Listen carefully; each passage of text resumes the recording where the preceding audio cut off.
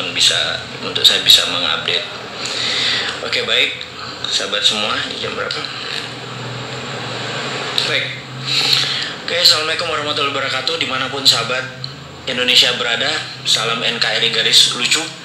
Selalu semangat, selalu sukses buat Anda, dan tidak lupa di momen halal bihalal melalui udara ini saya menyatakan selamat Idul Fitri. Mohon maaf lahir batin jika kesontoloyoan saya membuat orang tersinggung, membuat buzzer turun gunung, mendadak menyerang semua gitu ya. Kepada buzzer dan kepada haters saya juga ucapkan mohon maaf lahir batin, karena tanpa Anda saya tidak berada di posisi seperti ini. Jadi kalau fans saya nggak yakin saya punya banyak penggemar.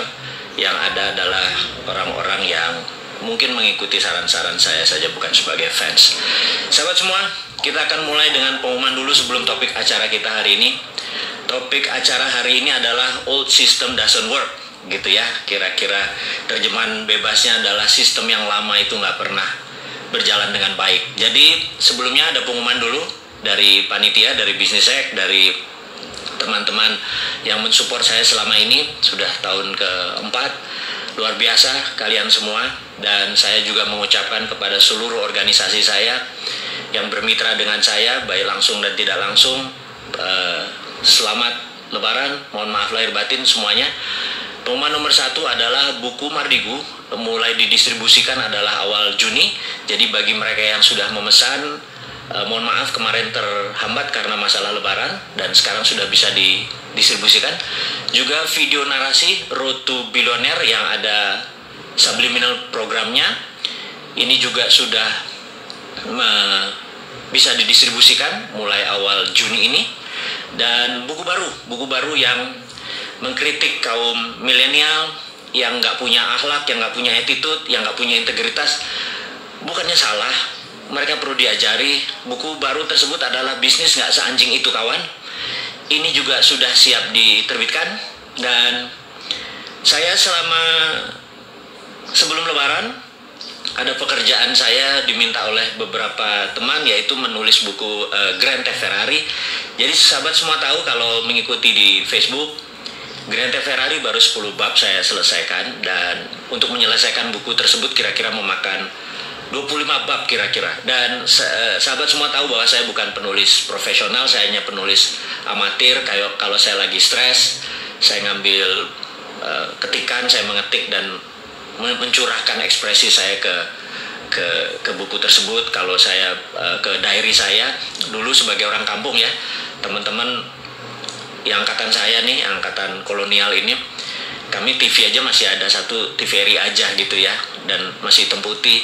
Bisa dibayangkan kalau kita tinggal di kampung dulu. Saya di Palembang, di Sumatera Selatan, di Pendopo, Lirik, Prabu Muli dan lain sebagainya. Kemudian pindah ke Balikpapan, beberapa lama di sana, SMP saya di sana. Jadi bisa dibayangkan tempat sepi, hutan, ikut orang tua sebagai ya ekonomi garis bawah lah gitu ya. Maka hiburan yang paling enak adalah saya waktu itu adalah membaca buku dan menulis diary. Jadi itu hiburan saya yang paling banyak. Jadi menulis itu adalah bawaan saya dari kecil, menulis diary. Kemudian di tahun 2009 sahabat saya memperkenalkan saya dengan Facebook. Kemudian disitulah saya menumpahkan diary saya. Tetapi karena ini sifatnya publik, saya tidak menggunakan nama asli atau lokasi asli, tapi peristiwanya asli. Saya tulis sedikit aja supaya niat saya cuman suatu hari cucu cicit saya melihat catatan di Facebook, di sosial media, bisa mengetahui bahwa oh kakek gue ini loser ya ternyata, oh kakek gue ini ternyata orangnya nggak pinter dan lain sebagainya, dan apapun itu menjadi catatan sejarah. Jadi saya cuma mengingatkan teman-teman semua, hati-hati dengan sosial media Anda, karena cucu Anda akan melihat gitu ya. Kalau nanti mendadak Anda dilihat gitu, wah jemuran belum kering gitu ya, motor belum dicuci gitu ya, cucu-cucu cicit kita bilang, ya elah kakek gue garing amat hidupnya gitu ya. Jangan sampai kayak gitu. Jadi tolong sosial media dibersihkan, di kata-katanya bagus, penuh pelajaran buat generasi mendatang dan tentunya generasi saat ini. Jadi menulis sekali lagi adalah bentuk ekspresi saya untuk stress relief atau apa ya, writing therapy tersebut. Jadi setiap hari saya menulis, sudah seumur hidup saya.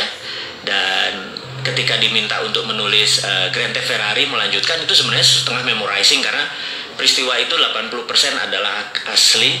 Kemudian saya sadur, kita gunakan bahasa yang lebih populis. Juga beberapa sahabat saya tidak mau namanya ditulis dengan asli atau kejadiannya asli, saya harus edit ulang gitu ya. Terus tapi orang-orangnya ada, sahabat saya semua ada kisah nyata tersebut. Dan yang menarik adalah ketika kemarin saya dalam perjalanan menuju ada satu sahabat saya untuk makan siang. Saya lagi makan siang, dia mengingatkan, Mas, itu Grand Theft Ferrari kalau bisa punya 3 ending. Saya bilang 3 ending gimana gitu.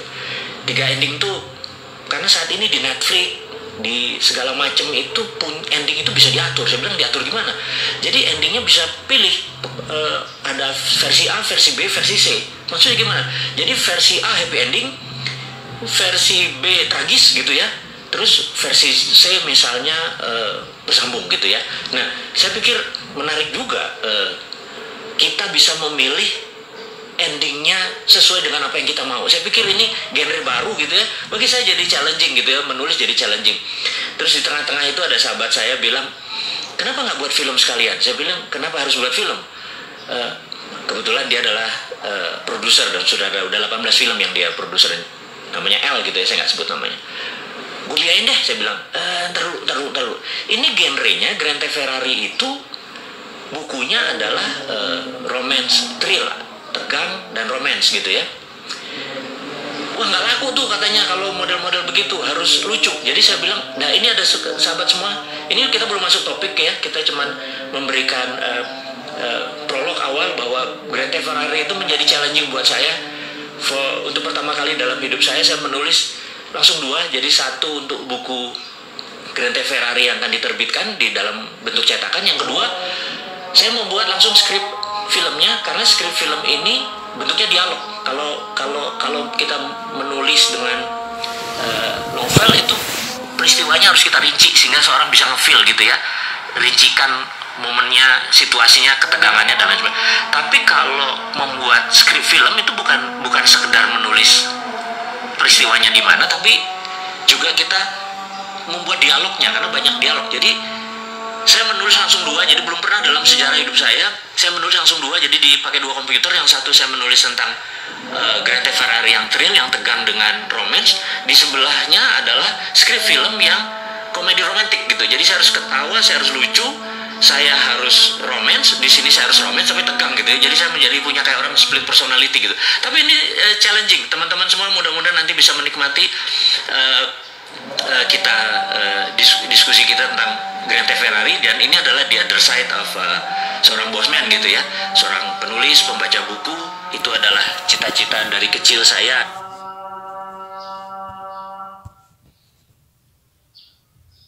Adalah ingin menjadi profesional penulis, dan sampai saat ini saya nggak mengklaim diri saya sebagai profesional, masih penulis amatir. Karena bagi saya kalau penulis profesional itu mungkin udah buat laku bukunya udah ratusan ribu atau mungkin jutaan gitu ya. Oke sahabat semua, terakhir dari pengumuman hari ini sebelum kita masuk ke topik kita adalah ucapan bela sungkawa saya terhadap tindakan rasisme oleh polisi di Amerika dan gerakan-gerakan rakyat kulit berwarna yang menentang rezim Trump, yang Trump sangat superior, white supremacist. Dan ini terjadi puncaknya akhirnya setelah 3,5 tahun berkuasa, mereka repress, memendam, dan akhirnya meledak juga di seluruh tempat di Amerika. Dan ini adalah atas nama humanitarian, atas nama kemanusiaan. Saya pribadi mengucapkan bela sungkawa, jangan sampai itu terjadi di dunia ini lagi, karena manusia apapun rasnya, kita adalah satu rasa dan satu humanitarian. Dan humanitarian itu di atas nation. Jadi sekali lagi teman-teman, humanitarian adalah hak semua manusia dan itu di atas nation. Jadi masalah human right ini saya concern sekali atau peduli sekali, terutama masalah rasisme seperti ini.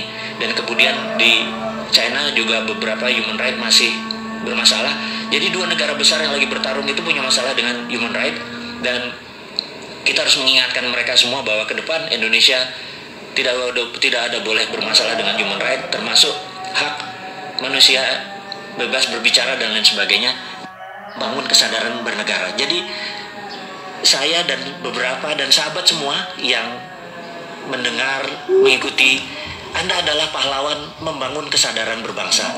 Kita tahu 20 tahun terakhir kita lemah sekali berbangsa dan bernegara. Lemah, bukan salah.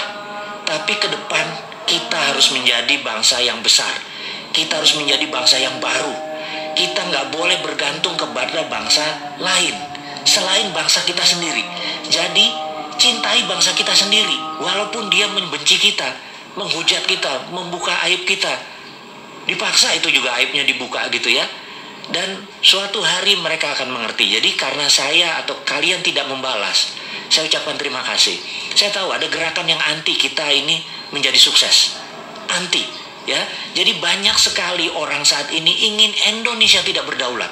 Sahabat semua, saya tahu mereka takut UNCLOS. Bayangin ya, waktu kita menyatakan bahwa nanti kita akan bayar asuransi atau bayar pajak atau apapun namanya kepada kapal-kapal niaga atau kapal perang yang melewati perairan internasional yang ada di tengah-tengah Indonesia, yang dulu dikatakan perairan internasional, padahal kalau pakai zona eksekutif ZEE atau ZEE, zona eksekutif, saya lupa lah gitulah, itu terlalu provokasi nanti saya.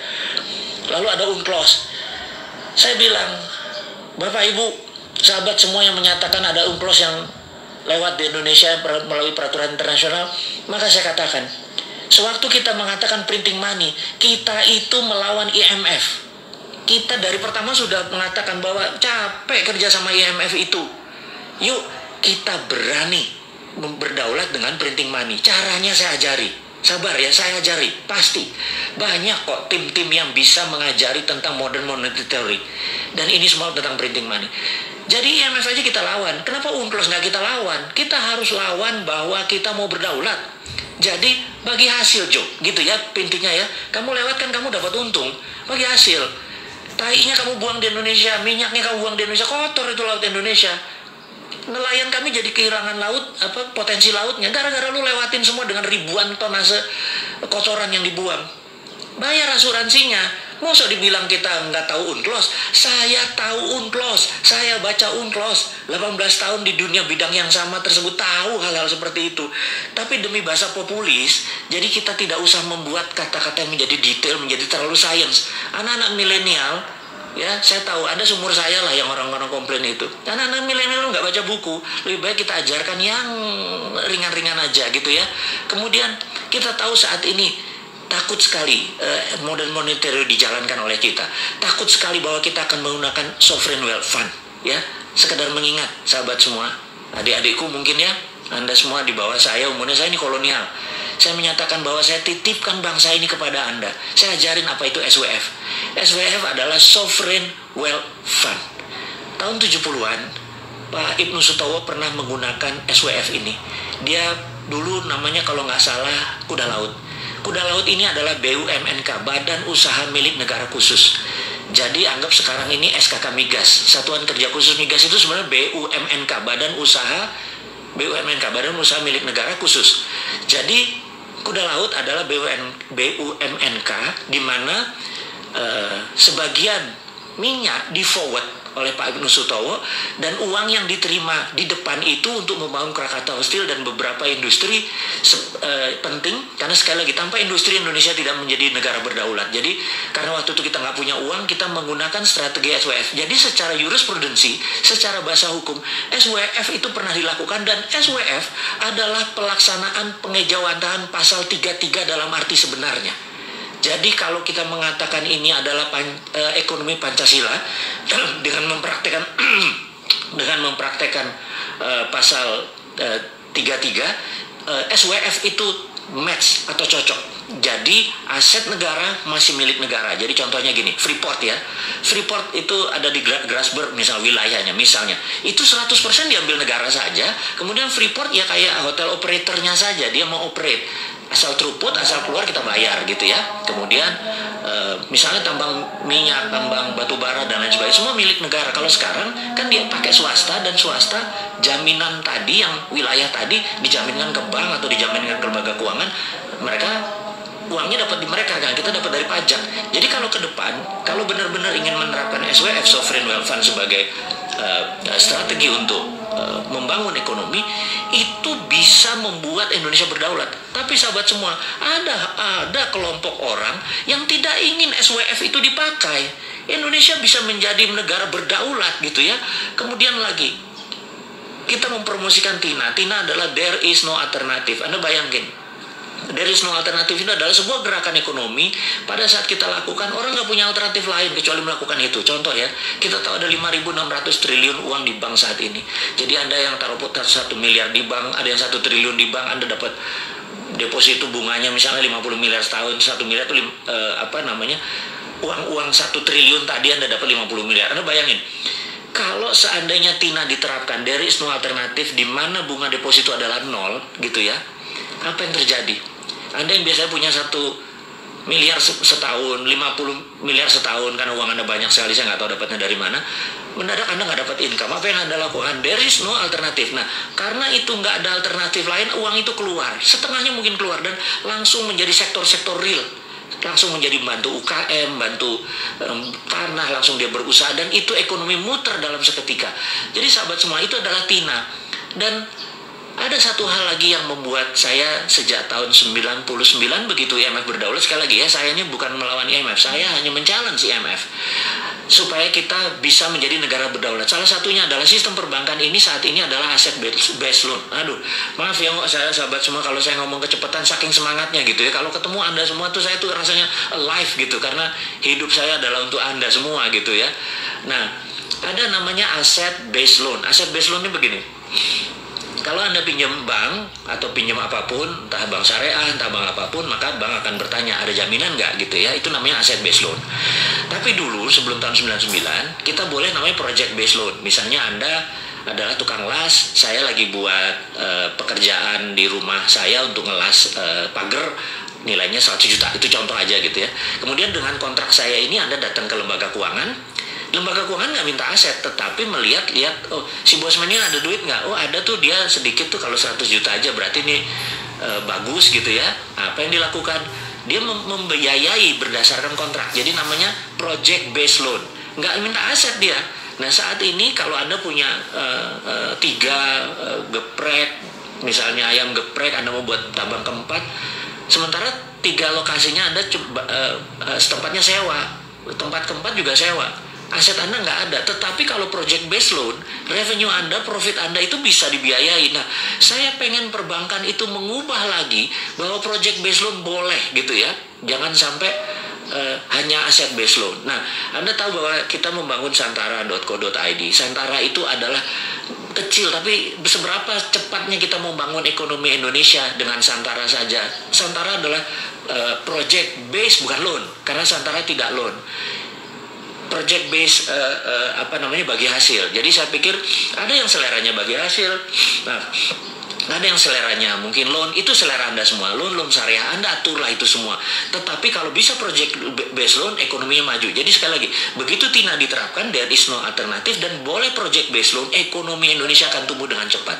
Dan terakhir yang saya promosikan adalah, saya tahu orang nggak pengen lagi, sekali lagi, banyak orang nggak pengen ada kekuatan Indonesia yang ketiga, yang keempat yang kita usulkan ini, yang Bosman usulkan, yang sahabat semua mungkin akan belajar, adalah tentang tiara. Tiara adalah there is other reasonable alternative. Jadi kalau TINA nggak dikerjakan, tiara aja. Tiara adalah de-dolarisasi. Kita nggak perlu dolar, de-dolarisasi. Jadi seperti dinaran sahabat semua, dinaran.id, ini adalah de-dolarisasi. Rupiah Anda punya kolateral emas, dan di mana rupiah kolateral emas itu Anda bisa menabung. Tapi Anda kalau mau transaksi, Anda tinggal pindahin, mau pindah ke Dana, mau pindah ke OVO, mau pindah ke rekening Anda di bank lain, tapi ada fee-nya tentunya, atau pindah ke Dinaran Card, ada debit card, itu pindah, Anda transaksikan, karena debit card pakai GPN, Anda bisa transaksikan dimanapun di seluruh Indonesia. Dan ini adalah solusi-solusi kecil daripada Bosman ini sebagai provokator doang, ngomong doang, nggak ada konsep. Saya nggak mau dibilang kayak gitu. Saya pengen generasi muda itu mencontoh walk the talk. Jadi saya lupakan maksud saya akan membangun supaya teman-teman melihat dengan mata kepala, yuk kita bangun, kita ada Santara, kita ada Dinaran. Dinaran adalah bentuk tiara, de-dolarisasi. Jadi sekali lagi teman-teman, Dinaran adalah personal SWF. Jadi kalau ini hanya sebagai contoh, suatu hari begitu mereka ngerti, mungkin banyak pejabat negara yang menyatakan apa sih sovereign wealth fund itu, dia belajar tuh nggak terlalu sempat karena pekerjaannya terlalu sibuk gitu ya. Jadi oke, Dinaran itu personal softnya Asyad Based Loan. Nah, Anda tahu bahwa kita membangun santara.co.id. Santara itu adalah kecil, tapi seberapa cepatnya kita membangun ekonomi Indonesia dengan Santara saja. Santara adalah project based, bukan loan, karena Santara tidak loan. Project based bagi hasil. Jadi saya pikir ada yang seleranya bagi hasil, ada yang seleranya mungkin loan. Itu selera Anda semua. Loan syariah Anda aturlah itu semua. Tetapi kalau bisa project based loan, ekonominya maju. Jadi sekali lagi, begitu TINA diterapkan, there is no alternatif, dan boleh project based loan, ekonomi Indonesia akan tumbuh dengan cepat. Dan terakhir yang saya promosikan adalah, saya tahu orang nggak pengen lagi, sekali lagi, banyak orang nggak pengen ada kekuatan Indonesia yang ketiga, yang keempat yang kita usulkan ini, yang Bosman usulkan, yang sahabat semua mungkin akan belajar, adalah tentang tiara. Tiara adalah there is other reasonable alternative. Jadi kalau TINA nggak dikerjakan, tiara aja. Tiara adalah de-dolarisasi. Kita nggak perlu dolar, de-dolarisasi. Jadi seperti Dinaran sahabat semua, Dinaran.id, ini adalah de-dolarisasi. Rupiah Anda punya kolateral emas, dan di mana rupiah kolateral emas itu Anda bisa menabung. Tapi Anda kalau mau transaksi, Anda tinggal pindahin, mau pindah ke Dana, mau pindah ke OVO, mau pindah ke rekening Anda di bank lain, tapi ada fee-nya tentunya, atau pindah ke Dinaran card, ada debit card, itu pindah, Anda transaksikan karena debit card pakai GPN, Anda bisa transaksikan dimanapun di seluruh Indonesia. Dan ini adalah solusi-solusi kecil daripada Bosman ini sebagai provokator doang, ngomong doang, nggak ada konsep. Saya nggak mau dibilang kayak gitu. Saya pengen generasi muda itu mencontoh walk the talk. Jadi saya lupakan maksud saya akan membangun supaya teman-teman melihat dengan mata kepala. Yuk kita bangun, kita ada Santara, kita ada Dinaran. Dinaran adalah bentuk tiara, de-dolarisasi. Jadi sekali lagi teman-teman, Dinaran adalah personal SWF. Jadi kalau ini hanya sebagai contoh, suatu hari begitu mereka ngerti, mungkin banyak pejabat negara yang menyatakan apa sih sovereign wealth fund itu, dia belajar tuh nggak terlalu sempat karena pekerjaannya terlalu sibuk gitu ya. Jadi oke, Dinaran itu personal sovereign wealth fund. Jadi begitu Anda taruh, Anda punya underlying, uang Anda punya underlying gitu ya. Nah, suatu hari begitu mereka mengerti, oh itu yang maksudnya personal personal sovereign wealth fund, sehingga negara juga bisa dong punya sovereign wealth fund untuk printing money, apapun itu akhirnya melek juga gitu ya. Sekali lagi sahabat semua, ini adalah contoh-contoh yang akan kita kerjakan ke depan. Kita tahu banyak yang nggak suka. Jadi orang yang menyerang kita ini, menyerang saya, menyerang Anda semua, itu kebanyakan mereka tidak ingin Indonesia berdaulat. Percayalah, behind cara mereka berpikir, mereka adalah putra bangsa yang nggak ngerti apa yang mereka kerjakan. Mereka mengkritik aja bisanya tanpa solusi. Jadi yang mereka takut kita melawan UNCLOS. Mereka takut kita menerapkan MMT. Mereka takut kita menjalankan TINA, sehingga Indonesia menjadi berdaulat, sehingga Indonesia lebih besar dari Cina, Indonesia lebih besar dari Amerika. Mana mau? Di belakang mereka itu adalah provokator-provokator yang pro negara tadi, yang mereka sendiri tidak tahu menjadi pion-pion dari prinsip-prinsip bernegara asing tadi. Jadi ke depan apa yang dilakukan? Kita harus menyatakan bahwa kita harus punya sistem baru. Sistem baru. Kenapa? Karena old system doesn't work. Itu ya, ini yang harus diingatkan. Old system doesn't work. Nah, kita akan mulai dengan old system doesn't work. Suatu hari, ini dongeng ya, ngapunten ya, kita dongeng sedikit. Suatu hari tahun 2017 awal, saya bertemu sama sahabat saya. Beliau adalah salah satu Wadipres, Dewan Penasihat Presiden waktu itu. Kita diskusi santai. Jadi saya tanya, Bu, gitu ya, saya sebut aja nama ya, Bu, waktu 2016 tuh kalau nggak salah AP ya, Anggaran Pendapatan Belanja Negara, APBN gitu ya, Anggaran Pendapatan Belanja Negara. APBN itu pendapatannya turun, belanja negaranya naik, jadi ada gap sekitar 300 triliun, benar nggak? Oh iya benar Mas. Terus bagaimana cara nutupnya? Ya kami pinjaman gitu. Oke. Terus 2017 ini, waktu itu 2017 kayaknya naik, Bu, pendapatannya makin turun dan belanja negaranya naik gitu. Terus apa solusinya gitu? Nah ini Mas, Nggak tahu nih Mas. Saya bilang, waduh, ada saran. Nah ini dia, Sontoloyo diminta saran coba ya. Saya pikir, ya ngapunten Bu, ini cuman saran ya Bu. Saya bilang gitu. Saya ini kan punya tanah Bu, gitu ya. Nggak besar, sekian hektar gitu di Pasuruan. Tapi kebetulan tanah ini di sekitarnya ada gas dari HCML, dari Husky Sinok Bu. Terus gimana? Saya tuh kepikiran Bu, gimana kalau kita buat smelter, karena ada tanah, ada gas. Gimana kalau kita buat smelter? Smelter apa Mas? Smelter Freeport Bu, copper smelter. Tuh, kan sekarang Freeport kirim ke Okinawa, kirim ke Sumitomo. Iya Bu. Jadi gini Bu, saya bilang, tolong terbitin yang namanya DMO.